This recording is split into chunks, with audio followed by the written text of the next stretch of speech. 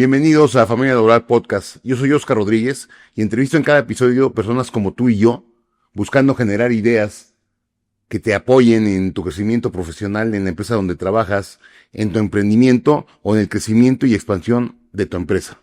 Mi invitado, Víctor Moller, un apasionado del marketing y más de los autos. Así que nos contará sus historias y anécdotas. Quédate porque tú puedes ser él. Víctor, bienvenido. Qué gusto tenerte aquí. Nos conocimos en el TEC Sí, y no pensé que nos volviéramos a ver sí, en este tipo de actividades. increíble, ¿no? Éramos compañeros del TEC de Monterrey, a Estado de México, Estado de México. hace muchos años.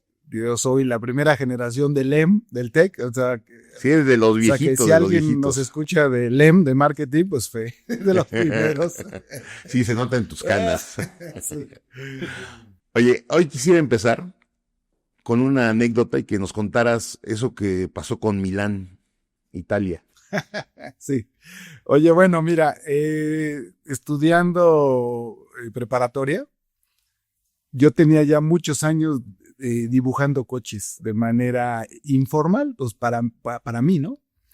Para mí, dibujando coches, diseñando, haciéndome el diseñador, y fui evolucionando mis diseños más serios. Y un compañero mío del TEC italiano, Francisco Tájer, a quien le mando un saludo, que ahorita te cuento a qué se dedica él. Su abuelo vivía en Milán y le comentamos al abuelo en una llamada telefónica que nos gustaría que nos ayudara a contactar con la Universidad de Milán porque queríamos los dos estudiar diseño automotriz.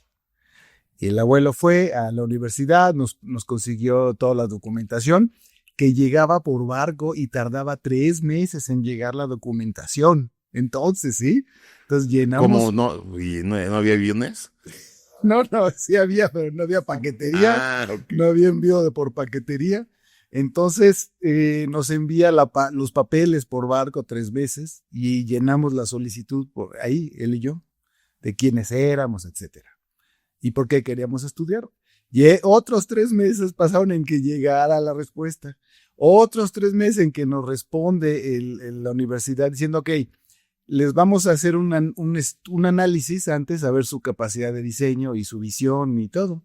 Entonces nos pidió a cierta escala dibujar coches, diseñar coches en una hoja grande como de 50 centímetros de largo, 60 por 30, y nos pidió hacer un auto convertible, un deportivo, una station wagon, que era una camioneta, tres o 4 coches, y ya cada uno de nosotros los diseñamos, que por aquí tengo las fotos, lo mandamos el diseño, y después de otros 3 meses la respuesta llegó, y sí, fíjate que sí nos aceptaron.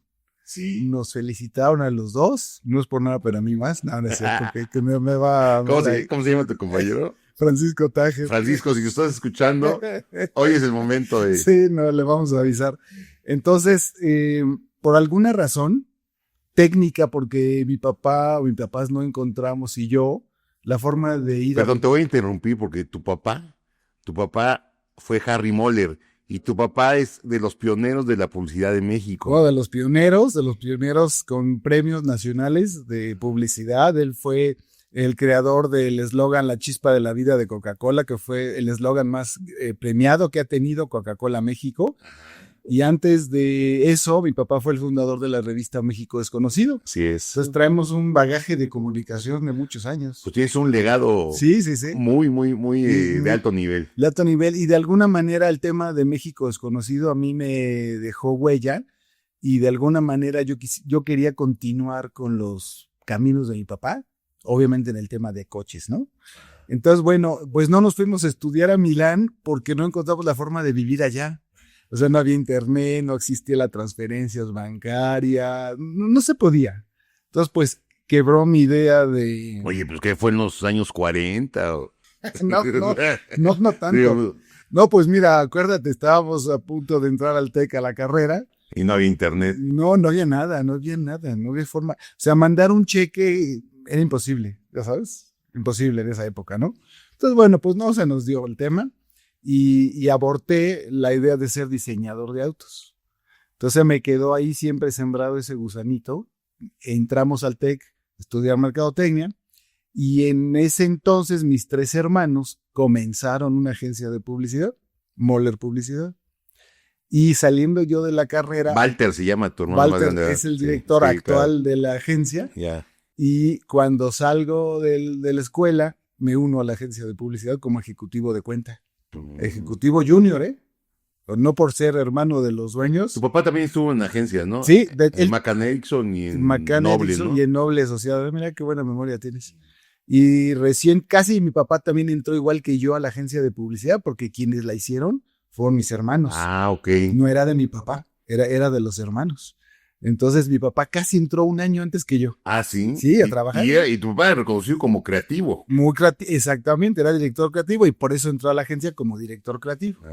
Como empleado, ¿eh? Ya. ¿No? Como empleado, bien pagado, ¿no? Claro. Entonces arrancamos ya toda la familia en la agencia de publicidad y tú recordarás, bueno, cuando nace Internet, ahorita te voy a platicar esa anécdota, la verdad es que siempre hemos sido innovadores. Siempre la innovación ha sido nuestro ADN. La innovación creemos que es el camino hacia todo, Oscar. Si vas a crear una nueva medicina, tiene que haber innovación. Unos nuevos materiales para construir, tiene que haber innovación. Entonces, cuando te pones como objetivo la innovación, salen cosas buenas. Esa es la idea. Y además, como lo dijimos hace rato, ¿no? Para lograr innovar, tienes que transformar tu cultura. Claro. Porque de otra manera te quedas con el mismo ADN y la misma forma de hacer las cosas. Tu cultura, ¿no? Tu que pensamiento. Muchas empresas en México eso nos ha pasado. Sí, nos estancamos con la forma habitual de hacer las cosas, ¿no? Pero si uno transforma su mente en que hay que innovar, lo que haga ser, por ejemplo, un chef, no me digas que no tiene que ser innovador un chef. Claro. Tiene que innovar, ¿no? Cada que cocina. Yo soy innovador en las mañanas, mis desayunos son creativos, ¿no? Entonces, arranca la agencia de publicidad y nos ganamos cuentas de publicidad de computación. De alguna manera, no sé por qué nos empezaron a llegar cuentas de computación, sin buscarlas. Nos llegó una marca de computadoras digital, que no sé si te acuerdas que existían, ¿no? Es que soy yo un poco más para acá. Ay, sí, no es cierto. Desde las Mac. Un mes, tú eres un mes más para acá. Oye, cuando en las computadoras digital, que después las compró HP, nos dieron también la cuenta de Oracle, que si lo conoces. Claro. Ahora es el patrocinador de los Red Bull de Fórmula 1. Claro. Y Oracle, hicimos el lanzamiento de Oracle en México. Digital fueron computadoras de escritorio, luego servidores, y luego nos dieron otra cuenta de redes Novell, que es muy famosa también, redes Novell. Y después de redes Novell, otra cuenta de Centur, que era un creador de base de datos, y Gupta, que era un software para hacer softwares. Entonces, nos empezamos a meter en tema de tecnología sin saber. Es como si de repente nos dieran retail, ¿no? Te dan las cuentas de Coppel, de todo, y te vuelves experto en eso. Y nos volvimos expertos en comunicar computadoras. En esa época. Era bien difícil, ¿no? Nos dieron la cuenta de Novell en Puerto Rico y recuerdo claramente que el director general, Juan Carlos Cerruti, y Ricardo Carreón, el director de marketing, nos dice, oye, el anuncio para la revista de Puerto Rico lo vamos a mandar por módem para que llegue más rápido. Y yo, ¿qué? ¿Qué es eso, no? Pues es un aparatito donde vamos a mandar la información del anuncio. Yo, no me digas, no te entiendo. Y en Novell nos ayudaron a escanear el anuncio, imagínate, escanearlo, y lo mandaron ellos desde la oficina de Novell México a Novell Puerto Rico. Y Novell Puerto Rico, no sé cómo, en qué llevó el material a la revista para que se imprimiera el anuncio. Te hablo de una cosa súper rústica. Y ahí conocimos Internet nosotros. Te hablo de antes del 94. Claro. Es decir, esto sucedió en el 1993. A lo mejor muchos chavos de los que nos están escuchando no habían nacido, ¿no? Seguro. Entonces nos conocimos Internet y yo contraté mi Internet en Internet de México. Te voy a presumir el número, ¿eh? Yo era el número 800 en el país. El cliente número 800 de Internet de México, así se llama la empresa. y ellos te proveían el servicio a tu casa o tu oficina por ¿Todavía teléfono. existen? No, ya no. Ya no, ya ¿verdad? no. Y entonces me fueron a instalar mi módem Global Teleport 2, todavía me acuerdo, De ese enorme, tamaño. a mi oficina, en las oficinas de Santa Fe, Coajimalpa, porque esa es otra historia que ahorita te voy a platicar. Y cuando me voy de viaje, de vacaciones en diciembre del 94 a Estados Unidos con mi esposa, ya había instalado yo mi módem y estaba muy emocionado. Regresé bien emocionado a aprender mi computadora porque yo quería usar el módem, ¿no? Y dije, a ver, ¿qué voy a hacer? Voy a buscar el hotel donde estuve hospedado en Denver, en Aspen, Colorado. Y lo empiezo a buscar. ¿Sabes cómo te conectabas? Primero te conectabas a un módem en Estados Unidos. De ese módem entrabas a un módem en Colorado, o sea, que era el estado. Después del estado de Colorado te conectabas a otro módem que era como servidor turístico. Imagínate. Y ya de ahí, en el servidor turístico, estaban hospedadas las páginas de los hoteles. Entonces encontré el hotel donde me hospedé y lo vi. Llamo a mis hermanos a mi oficina, lo tengo presente, enero del 95, es lo que te estoy diciendo, ¿eh? Y vimos todos en la computadora y no creíamos, eran páginas Word con foto, súper básico, ¿eh? Y no creíamos. Entonces desde ahí nosotros como publicistas empezamos a desarrollar ideas, generar qué hacemos con Internet, ¿no? Y en algún momento llegamos ya al punto en que creamos un Google mexicano que se llamaba AdNet. Sí, como no, sí me acuerdo. AdNet. Ese nombre lo desarrollamos nosotros, que significaba Advertising at Internet. Ok. Arrancó en el 96. Fuimos con Digital, que son las computadoras, a pedirles un servidor alfa, me acuerdo. Y nos vende, nos apoya Digital con un servidor enorme que parecía refrigerador y para almacenar toda la información. Entonces hicimos un buscador de páginas mexicanas, no teníamos la visión internacional, era buscador, si querías saber de Ford Motor Company México, ahí estaba la página. Ya entonces todas las compañías internacionales, por órdenes internacionales, tenían que tener su página, ¿sí? O sea, Ford Estados Unidos le pidió su página. Todos, ¿no? Entonces nace AdNet en el 96 y fuimos a vender el banner publicitario. Fuimos la primera empresa que vendió banners publicitarios en México. En el 95. En Internet. En Internet. Entonces, irle a explicar a una empresa qué era un banner, no, bueno. No te entendían. Al de marketing, no tenía ni idea, ni al de publicidad. ¿Y quién fue tu primer cliente? Fíjate que esa es buena pregunta. Bueno, la verdad sí, el primer cliente fue Nobel, Sí. porque ellos sí entendían. Claro. Cuando les fuimos a presentar a Nobel, AdNet, dije, guau, oigan, qué bárbaros. Apenas les enseñé qué es Internet y ya tienen un sitio poderoso. Y ya empezamos a crecer porque había una devaluación del 94. Entonces la agencia y todo el mercado estábamos en declive, un declive, ¿no? Financiero por las cuentas. Y nos fue muy bien por AdNet en el 96, 97, 98. Ahí crecimos, ¿no? Invitamos a MBC a hacerse socio de nosotros. Okay. ¿Y para qué? Para que ellos publicitaran el sitio.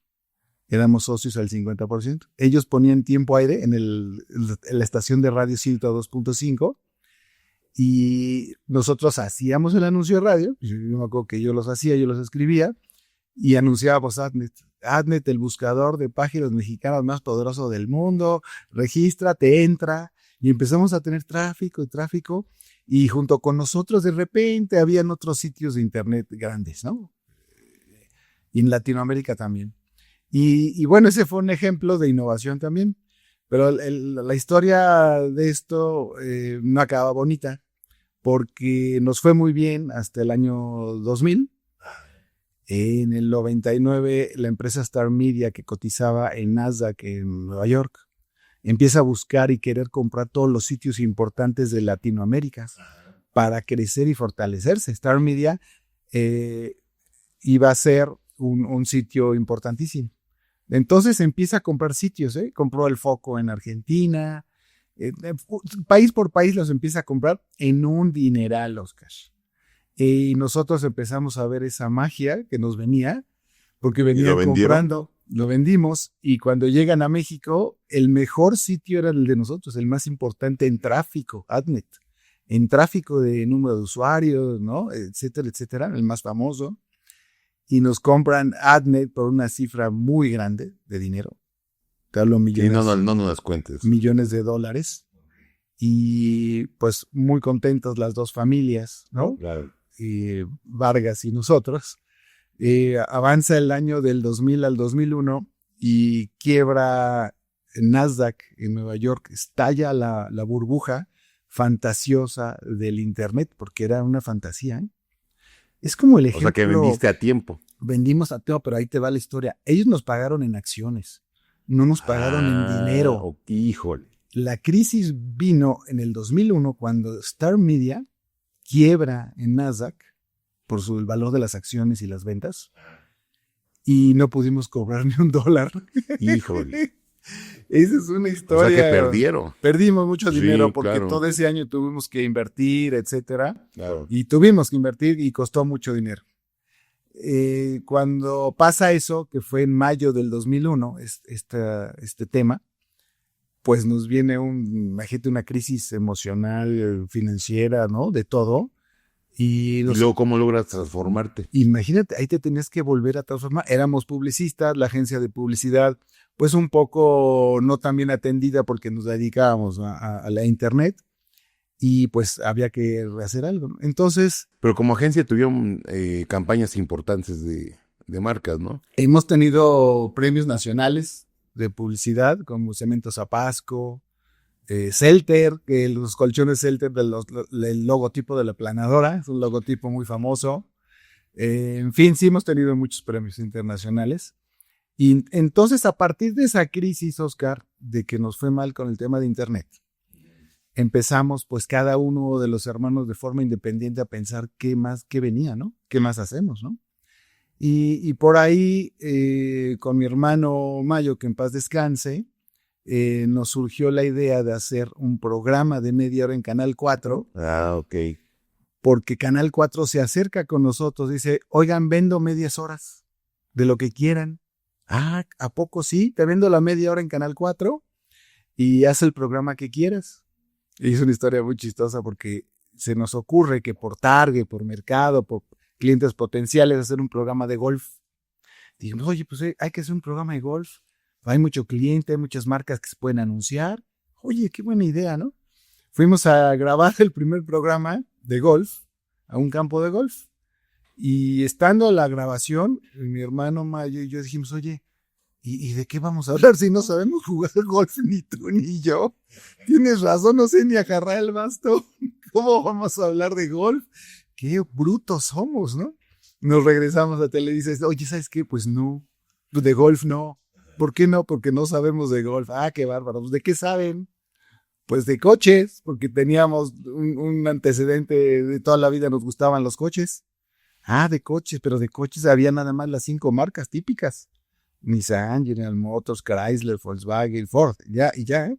Pero ¿de qué van a hablar de coches si una chiquitito de la industria, no? Espérame, porque van a venir muchas. Ya había llegado, creo, BMW, Mercedes, algunas de esas ya habían llegado a México, ¿no? O estaban por llegar.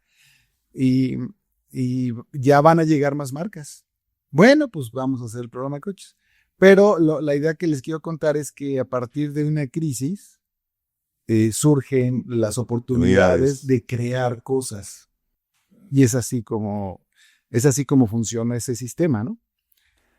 Y luego tú, ¿cómo te haces piloto de varias categorías y tienes hasta certificados, no? Sí, bueno, pues iniciamos en el 2001. Oye, por cierto, el 7 de octubre, Oscar, de este año. De 2025. Vamos a cumplir 25 años. Autoshow va a cumplir 25 años, ¿sí?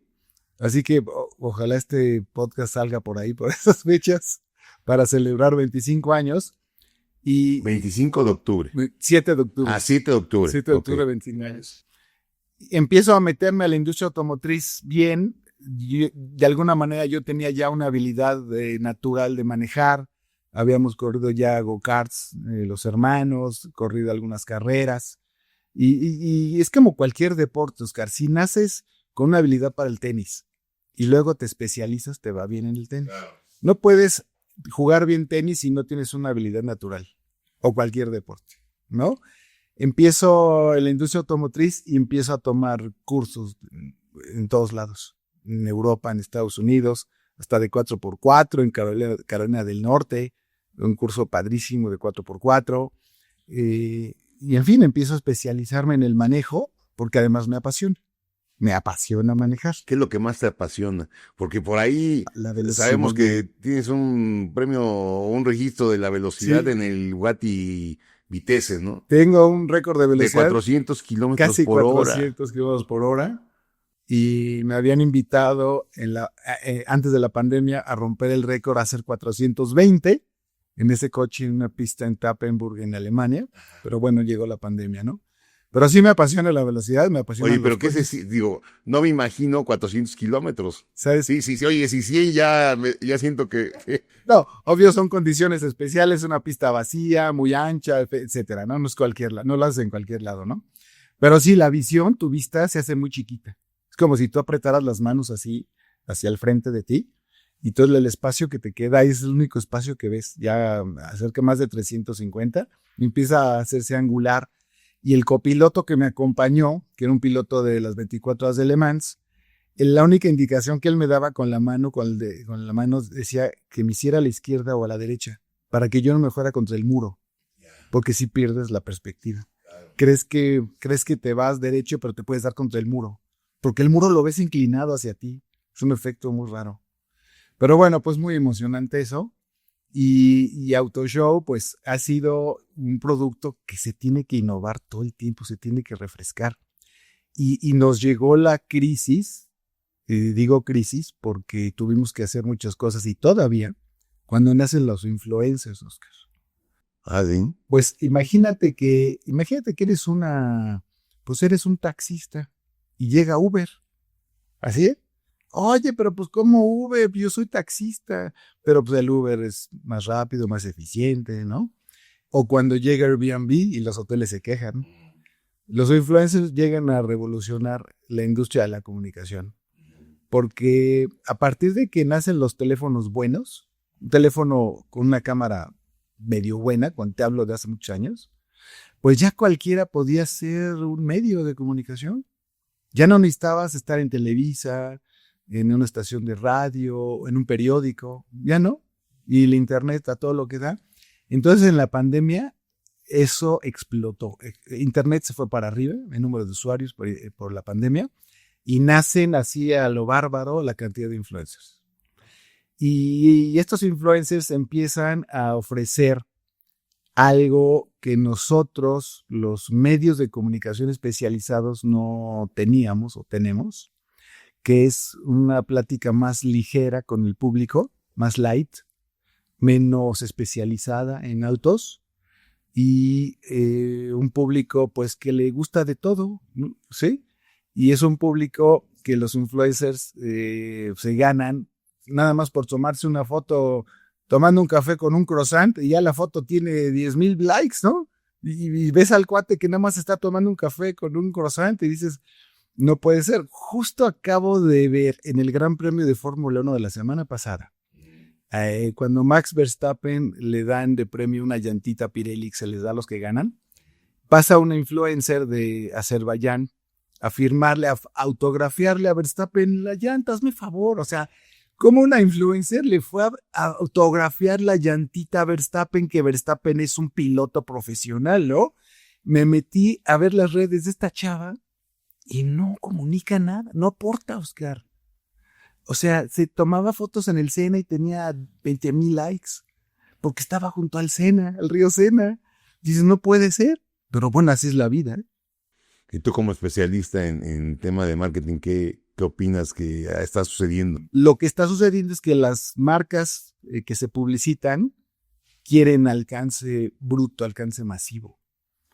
Sin embargo, los medios especializados seguimos funcionando más, porque cuando tú te vas a comprar un coche, Oscar, no le preguntas a un influencer qué opina entre este coche y el otro. No, le preguntas al especialista. A un medio especialista, que somos los medios, ¿no? Entonces, tú has probado autos en todo el mundo. Sí, ¿Cuántos autos has probado?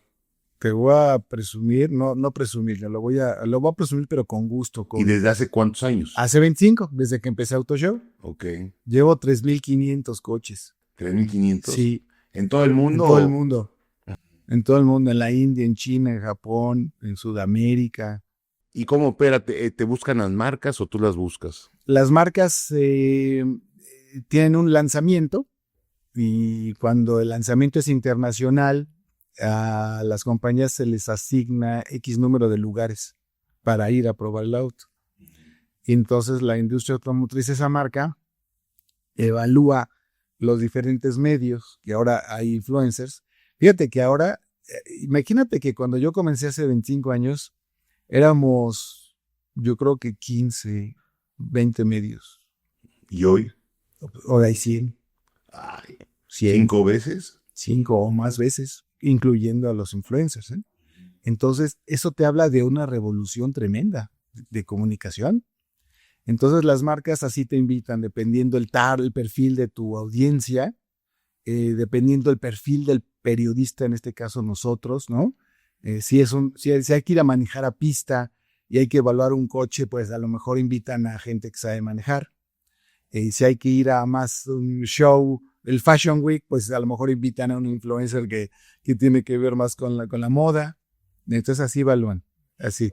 Pero la competencia pues creció a tal manera que somos muchísimos compitiendo y cuando llegan ahora los chinos, Oscar, los coches chinos, vuelve a haber otra revolución. Fíjate, ya pasé por dentro de la industria automotriz tecnológicamente, ya pasé desde el catalizador, que cuando nace el catalizador, es una revolución de los autos, porque cambia todo el sistema. Luego viene la electrónica, no electricidad, electrónica. Cuando las computadoras empiezan a ser más presentes en los autos, viene otro cambio, otra revolución en la industria automotriz, que también la viví. Viví todo esto de cómo llega la electrónica a los coches, ¿no? Luego vi el diésel, la época de boom del diésel, que también era una revolución. El diésel venía a cambiar, a sustituir la gasolina. Me tocó estar en el diésel. Y así hasta llegar a los eléctricos, que es otra revolución en la que estamos viviendo, ¿no? Y hoy es como si estuviéramos como por 1896, donde en la calle te encontrabas un caballo, una carreta, un auto de vapor, un auto de gasolina en la misma calle, circulando. Imagínate un París en esa época, 1900, y veías todo eso en la calle, y hoy lo estamos viendo. Puedes encontrar un coche diésel, una gasolina, un híbrido, un eléctrico, y ahora viene el hidrógeno. Y el hidrógeno va a ser otro cambio tecnológico. Ya hay en California, por ejemplo, más de 100 hidrogenerías. Tengo pendiente. ¿Y el hidrógeno es mejor que el eléctrico? Fíjate que contamina mucho menos que lo eléctrico, porque para cargar un coche eléctrico hay que contaminar, porque la planta de electricidad se hace con carbón y el carbón emite CO2. Entonces, que traigas un coche eléctrico es fantasía de que no contaminas. Lo que sí es cierto es que no contaminas en la cara del público, de la gente, en la calle, en la ciudad. No les echas el smog a la gente. Se lo haces afuera de la ciudad generando electricidad. Esa ventaja sí la tiene. No es de que no generes CO2 con un auto eléctrico, ¿no? Y luego viene que la contaminación que va a ser de las pilas, pues es otro tema, ¿no? Y luego el hidrógeno echa vapor de agua. El resultante de la combustión del hidrógeno, que es una combinación catalítica con electricidad, echa agua. O sea, tú te puedes tomar el agua del escape en un auto de hidrógeno. Que por cierto, saludos a mis amigos de Toyota. Tengo pendiente con ellos ir a probar un auto de hidrógeno que ya tienen en California vendiéndose. Y tengo pendientes Aquí en México ya se están vendiendo. No, porque no hay hidrogenerías. Y no se ve. Y según lo que visualizas, ¿para cuándo ya tendremos aquí? No creo que llegue. ¿No crees que llegue nunca? No creo. O a lo mejor dentro de 30 años o 20 años. ¿No? ¿Por qué tanto tiempo? Pues, con estos gobiernos, ¿no? Y las clases políticas que no se la pasan peleando entre ellos y no ven por el país, Pues imagínate que este gobierno quiere hacer un coche mexicano eléctrico, ¿no? ¿Escuchaste la cifra de inversión de ese coche? No. Era una cifra ridícula que aportaron para la investigación y desarrollo de ese auto. Yo casi digo, con eso que pusieron, no alcanza ni para poner la oficina. Déjate la fábrica, la oficina, ¿no? De plano. Sí, de plano, no da. Entonces, bueno, ¿Qué opinas de esta frase? A veces el camino no es lineal, pero si lo sigues con pasión, vas a llegar al lugar correcto. me gusta y yo creo que habla de objetivo. Yo creo que si tienes un objetivo, aunque tengas que hacer muchas curvas, subir y bajar, si tienes un objetivo muy claro, vas a llegar al objetivo, ¿no? Y cuando no tienes el objetivo claro, definido, pues te pierdes en esa vereda que andas ¿Tú buscando. alguna vez te viste trabajando como colaborador en una empresa? Sí, claro. En algunas estaciones de Radio México he sido, digamos, semi-colaborador. Ah, sí. ¿Y Sí, qué pasó? ¿Por qué no continuaste tu crecimiento ahí? porque mi objetivo y mi visión es más ser como emprendedor y tener mi negocio propio, no ser colaborador. ¿Qué dirías que tiene como ventaja ser emprendedor y no colaborador? Ventaja es que tienes libertad de acción, libertad de crear algo que tú quisieras o que quieres hacer. Te da libertad, si quieres hoy poner una tienda de café, la pones. Si tienes ganas de poner ¿no? Vender artículos de medicina o medicinas a un hospital, las vendes. Y yo creo que te da más apertura de pensamiento, libertad de pensamiento y colaborador. ¿Sabes qué es lo que le pasa a un colaborador?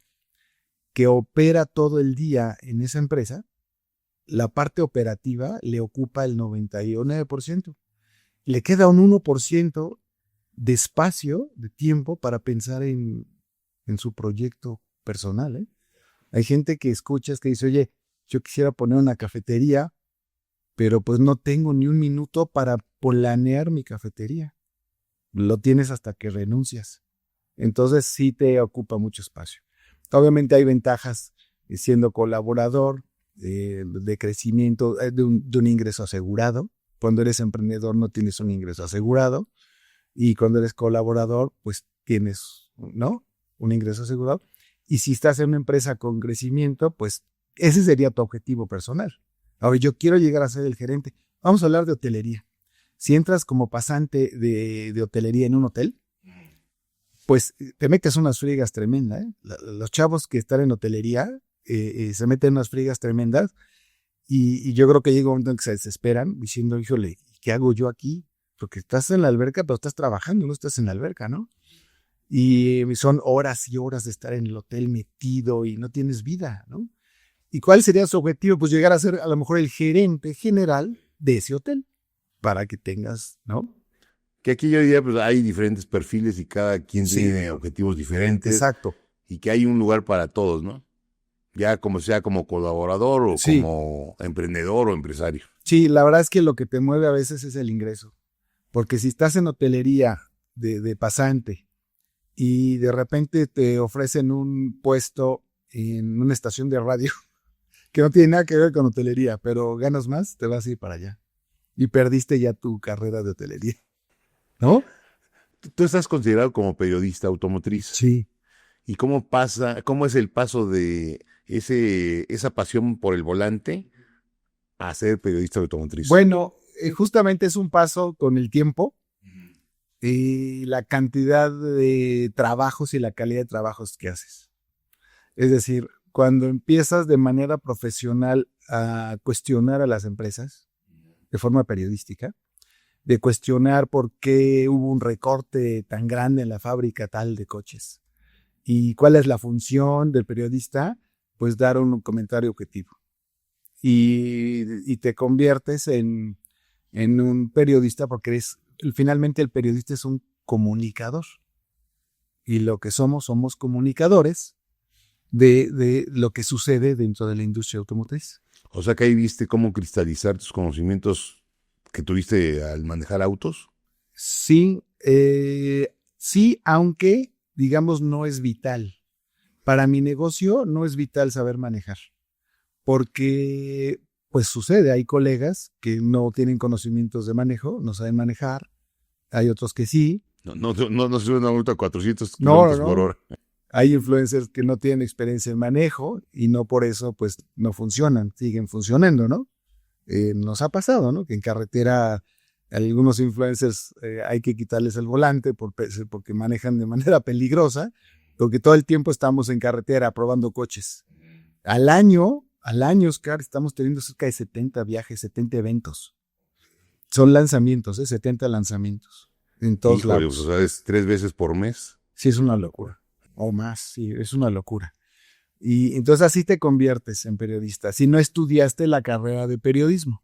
Ahora, estás hablando, es un mundo muy técnico. ¿Mm? ¿Cómo te ganas la credibilidad de los demás en algo tan técnico y más si no sabes de autos, ¿no?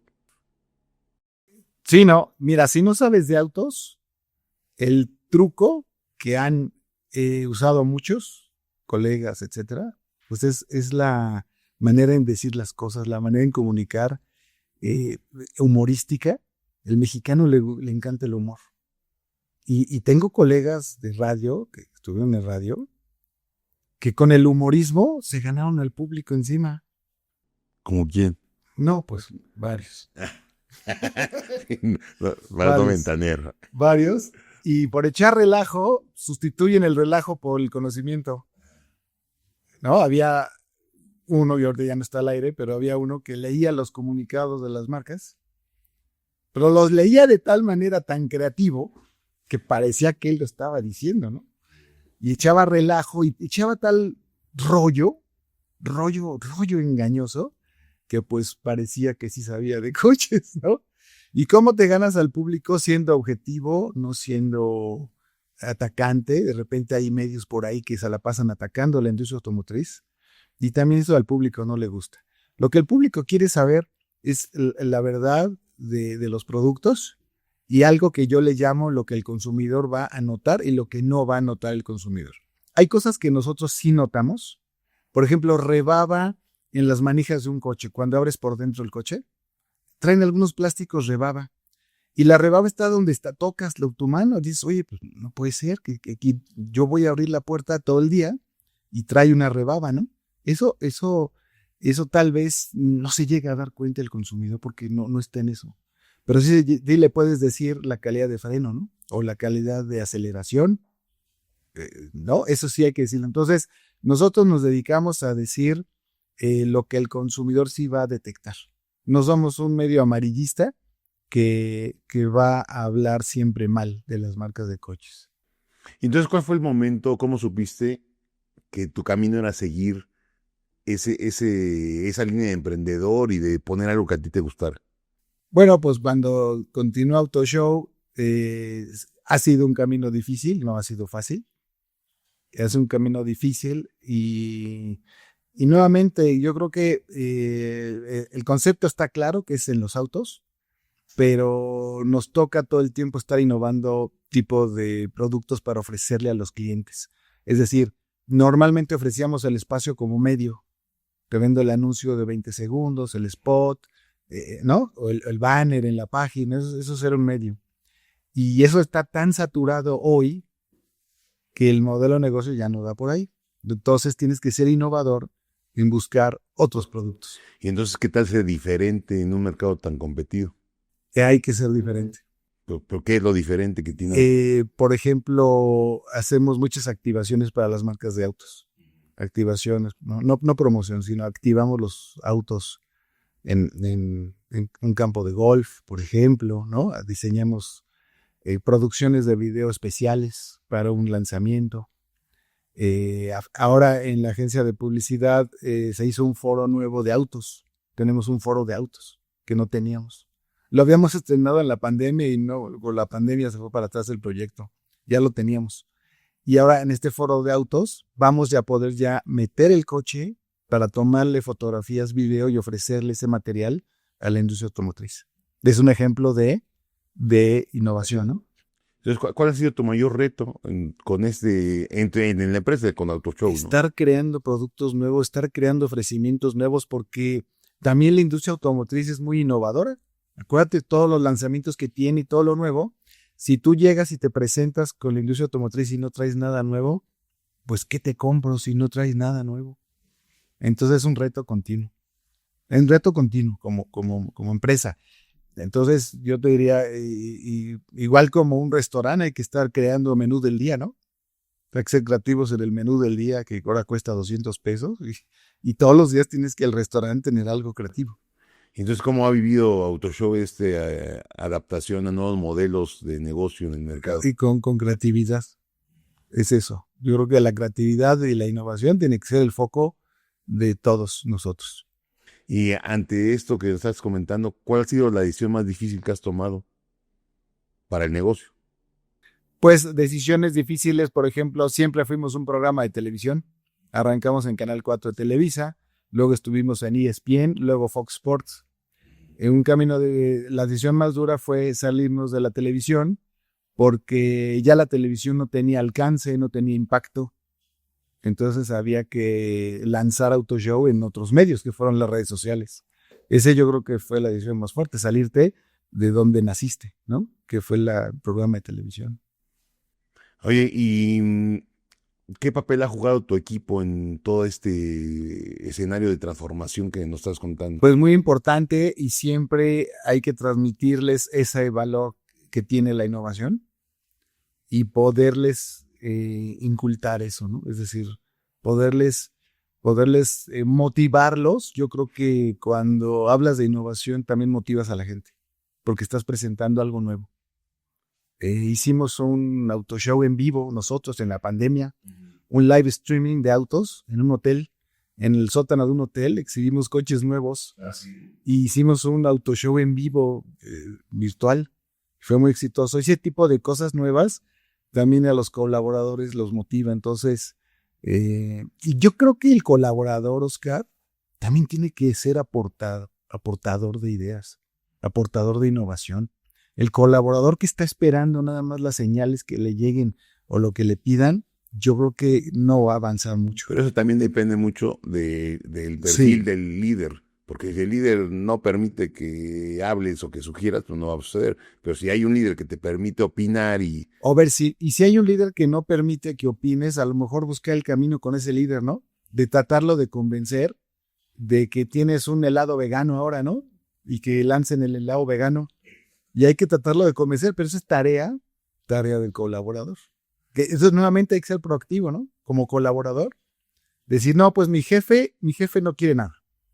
Pues ¿para qué le propongo? Espérame, busca la manera con tu jefe de convencerlo.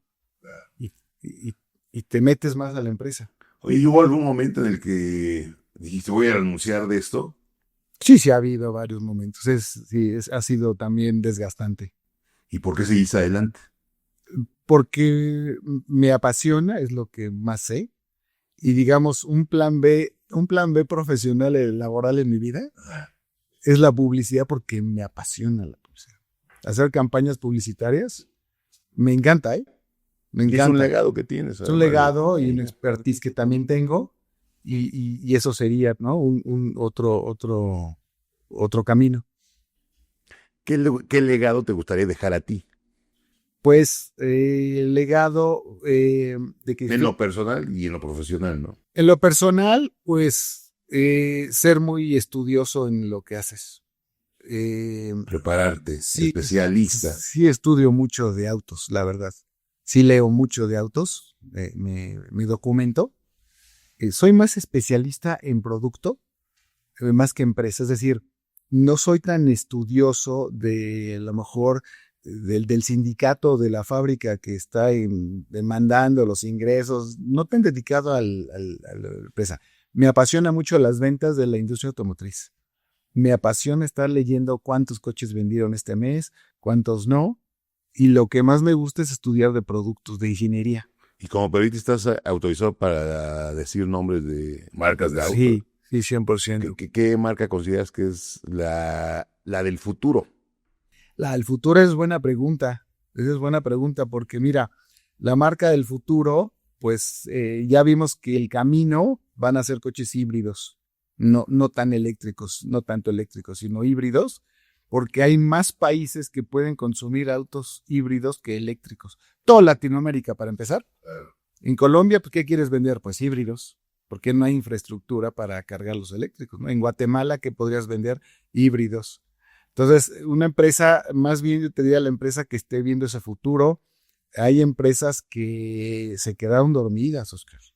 Dormidas con el tema de lo híbrido y de lo eléctrico.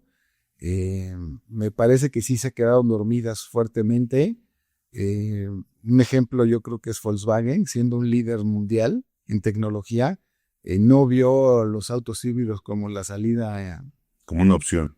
y ya la tiene, pero muy lento. Y autos, pues mira, por ejemplo, hay marcas famosas como BYD, que es como un boom famoso, ¿no? Así como Tesla tuvo su época de fama, su minuto de fama, pues ahora BYD es como tiene su minuto de fama. Y BYD, pues es muy grande porque en China hay una capacidad de venta tremenda. Son 30 millones de autos que se venden al año en China contra 17 de Estados Unidos, ¿no? Entonces, el doble en el mercado chino. Entonces, tu marca del futuro, ¿cuál? Pues mira, ¿Y por qué? ¿sabes qué? Sí va a ser China por la velocidad de respuesta y porque ellos tienen elementos materiales químicos para crear las pilas, que es el litio, que tienen muchísimo litio en China, mucho mineral, que no tiene Europa ni Estados Unidos. O sea, Tesla tiene que comprar el litio en China. Un BMW tiene que comprar el litio en China. Entonces China tiene integración vertical para producir autos y tienen una velocidad de respuesta tremenda, tremenda. Entonces el auto chino va a ser un auto de movilidad. El auto alemán siempre ha sido pensado como un auto de performance, de desempeño. Y hoy el consumidor ya no está buscando que haga un super frenado como un auto alemán o un agarre espectacular. Llévame bien de punto A a punto B y con eso estoy bien servido y económico. Entonces ya cambió también el consumidor. Claro. Ya es otro consumidor. Entonces ellos también, y mira, has escuchado, pues hay empresas en crisis hoy, ¿no? Como Nissan a nivel mundial que pues trae una crisis también importante. Y también yo creo que la innovación les ha fallado a muchas marcas y los chinos sí traen el foco de la innovación, ¿eh? Oye, me subí ahora en China a una camioneta con karaoke. Ah, sí. Es genial, porque vas sentado atrás con tu pantalla, con tu micrófono en la mano con cable y vas cantando en el coche, ¿no? Con karaoke, me pareció algo genial. Eso es innovación, porque en vez de ir aburrido en el coche con tu familia. Bueno, sí va a ser un viaje largo, ¿no? No, el periférico, ¿no te gustaría echarte con la familia 1 hora de periférico cantando Luis Miguel? ¿No? Oye, ¿qué consejo le darías a alguien que ama un tema como tú, con los autos, pero no sabe cómo convertirlo en su carrera profesional? Sí, del tema que sea, pues primero atreverse a hacerlo, pero atreverse fundamentándose mucho. Atreverse no siendo irracional, no emocional, ¿no? Si quieres ir a vender batas nuevas, impermeables para los doctores, revisa bien si es algo viable que pudieran los doctores comprar, ¿no? No solamente porque tú creas que sí funcionaría o sí se venda, lo hagas, sino que hagas una tarea muy, muy intensiva de analizar si se puede hacer, si sí es viable ese proyecto. Atreverte, estudiar mucho y la dedicación y el trabajo, Oscar. Yo creo que, como dice aquel dicho, abrir la tiendita, cerrar la tiendita, abrir la tiendita, cerrar la tiendita, es muchísima dedicación. Tal vez la gente nueva no le quiere dedicar tanto tiempo a las cosas. Tú sabes que las nuevas generaciones dicen, no, yo echarme 14 horas en la oficina, ni loco, ¿no? Algunos, ¿no? Algunos, no todos. O sea, no se trata solo de autos. Se trata de tu volante para manejar tu vida profesional. Exacto, tu volante tiene que estar bien fundamentado lo que quieras hacer, estudiar mucho, analizar mucho lo que quieres hacer. Ahorita es muy fácil, Oscar, investigar tanto, hay tantas herramientas para investigar, para obtener información, que es muy fácil, ¿no? Analizar si ese producto, ¿no? Y pues las redes sociales están a todo lo que da, ¿no? Hay un caso de una cafetería en Corea que pegó en la pared con cinta plateada un croissant. Literal, ¿eh? Sí. Y ya está en Instagram ese croissant pegado con cinta plateada en la pared. Y ya todos los chavos quieren ir a esa cafetería a tomarse la foto con el croissant. Todo el Instagram y las redes son una herramienta poderosísima. Para bien y para mal. Claro. ¿Qué le dirías a los hijos de aquellos de empresarios que están dudando si seguir o no el camino de la familia?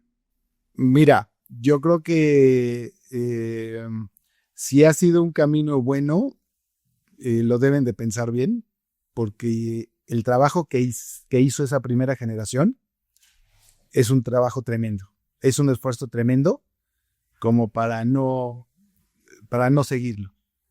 Tendría que haber muchos problemas de interrelación entre la familia para no hacerlo, pero sí lo deben considerar muchísimo de seguir el camino de ese proyecto, ¿no? Porque incluso a mí me ha tocado ver empresas que pues, llegan a una generación donde ya el hijo quiere dedicarse a otra cosa y desaparece la empresa, ¿no? Sí. Mira, tal vez en mi caso es algo parecido, ¿eh?